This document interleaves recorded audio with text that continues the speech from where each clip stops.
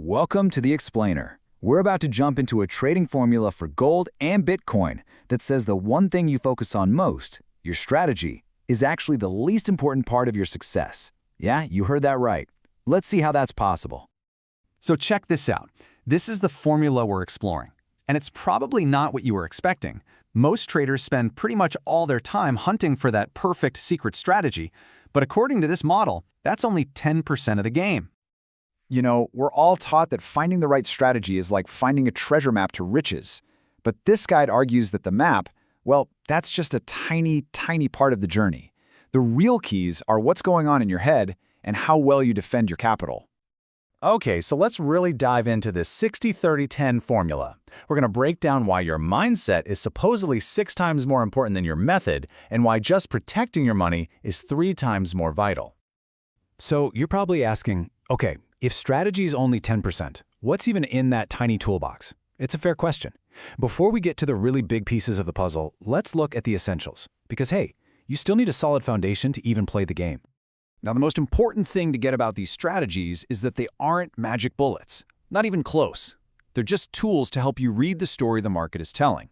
Think of them like your map. But a map isn't the car, and it's definitely not the driver. First up, we have the absolute basics, support and resistance. You can think of these as the psychological battle lines on a chart.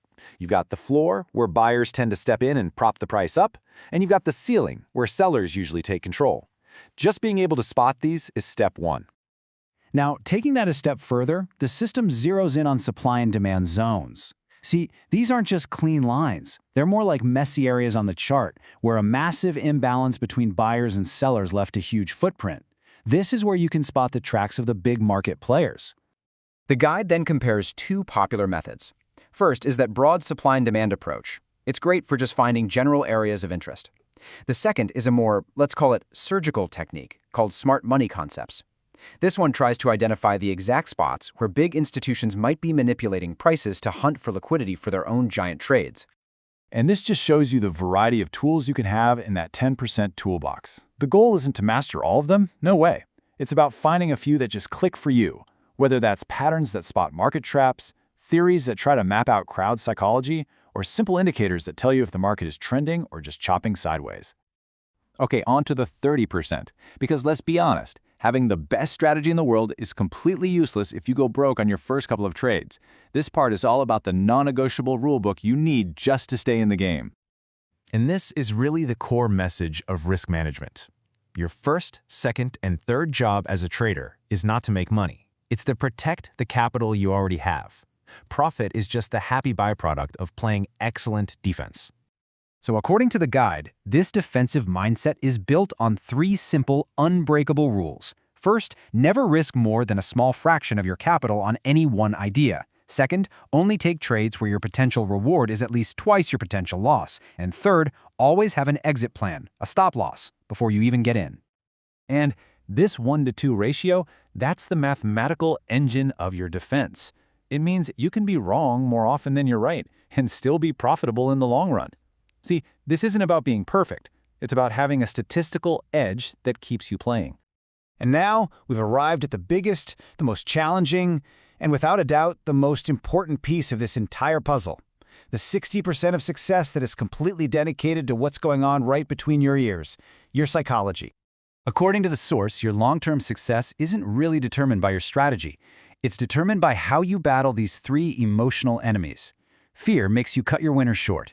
Greed makes you hold on to your losers for way too long.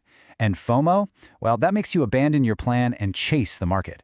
Winning this internal battle is the real work. This quote from the guide's authors just ties it all together perfectly. Strategy is the map, but psychology and risk management are the driving skills to get there safely. It basically tells us that anyone can have a map, but success depends entirely on the person behind the wheel. So, what's the big takeaway here? What does all this mean for you?